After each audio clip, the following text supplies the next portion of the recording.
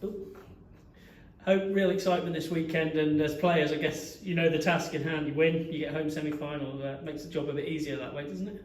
Yeah, it definitely does. I think, you know, we're lucky. We already know that we have our place in the semi, but to be at home where we've kind of built this fortress, we know that other teams recognize the challenge of coming to Sandy Park, and really the ball's in our court for us to win this weekend and, you know, make Saracens come here and try to beat us over here. Just looking at training out there now, there's a real vibe around the place.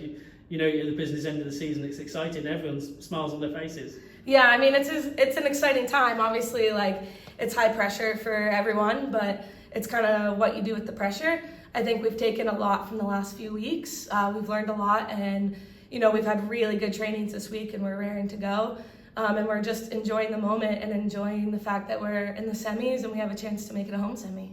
Talking to the coaches after those 2 defeats, they said last week offered you the perfect chance to almost rediscover your mojo, get something back in your game, a winning feeling again. You certainly did that against Wasps, but what's the mood been like in the camp since? Is it what you wanted? Yeah, I mean, I think it was a momentum shift that we needed. You know, I was able to watch the game and was giving it all I had from the sidelines this past weekend.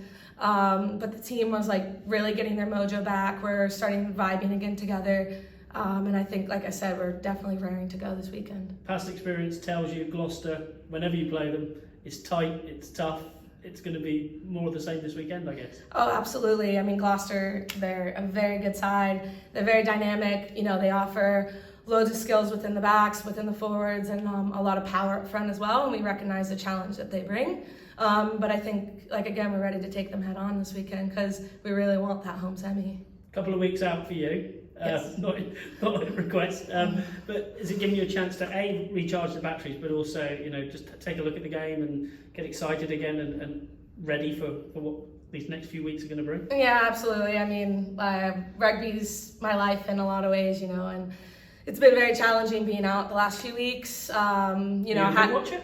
What'd you say? Are you a good watcher? Am I a good watcher? I'm a big cheerer, so I think I'm losing my voice from all the cheering that I've done. But yeah, I think that, you know, I had a bit of a break after our USA games in Spain as well. So I've had, you know, 1 game in the last maybe 8 weeks. So I'm definitely ready to go and, you know, been a part of the team as much as I can be. Bit of a recharge and, you know, excited to hopefully bring a lot of energy to the squad that's been working really hard out there in these last few games. You mentioned there you've learned a lot from those 2 defeats, but cast your mind back to last season as well. How much did you learn from defeat in the final and just the season as a whole? You know, this side is developing all the time. You're becoming a stronger outfit year on year. But what lessons are being learned, and can you use them to make you an even better side going into this sort of last quarter? Yeah, I mean, I have a belief that, like, winning is a habit and it's a skill to win. And I think, you know, Exeter being a new club and all last year, you know, second year in the Prem, being able to make it to the final and to have that feeling that we had last year when we made it, but we lost, was definitely a feeling that still is with a lot of us. And to have the 2 defeats that we had back to back the last few weeks, I think is a bit of a similar feeling, but it's glad that it happened then. Because, like I said, like, we have learned and we know what we need to do and how we need to change going into the latter part of the season, where we're looking to hopefully make it to the final and obviously win it. But it's definitely learnings from all of that. I mean, you can take those failures and dwell on them, or you can learn from them. And I think we've done a really good job of learning from them and creating a winning culture here at Chiefs. What's the message Steve and Susie have instilled into you ahead of this game? Because, you know, it's one of the toughest tests on the calendar. You know, you've got to be ready for it, really, haven't you? Yeah, I mean, we've looked at a lot of adversity and, like, what type of team are we? Like, what culture are we that we want to do to be able to take that adversity and run with it? And I think it's a test to our character here at Chiefs and the bit of a family that we've built here because, you know, genuinely we're a family here at Chiefs. And I think that we've backed each other, we got around each other, and we're ready to take that adversity and come back and show who Chiefs really are and, you know, what we're about. And I think those things are really key coming in this weekend, that we need to be on it, our skills need to be on it, we need to be flowing like we usually do. All of those little details that we usually nail down to a T, we have to go out and do that again this weekend. The TV crews have been in today, and funny enough, one of the themes they picked up was that family theme you referred to there.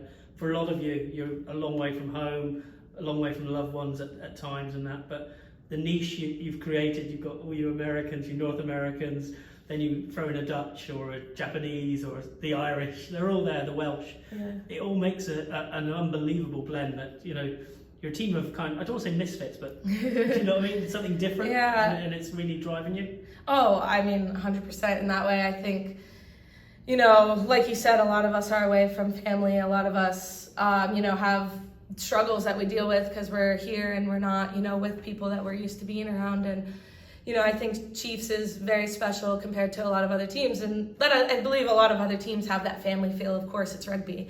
But like you said, like we're so diverse in our group, and you know we almost rely on each other a little bit more because you kind of have to, and it just kind of creates that culture of you know, you desire and you want to win and you want to show what you have to do because of how much you care about each other off the pitch. And you know, Chiefs for me has become my family, and you know, for me and a bit of my background, that's like really important to me and has honestly like gotten me through a lot of really hard times lately. So I think that like it just gives you a little bit of extra motivation, you know, having your family out there in the field and in the stands backing you. Go well.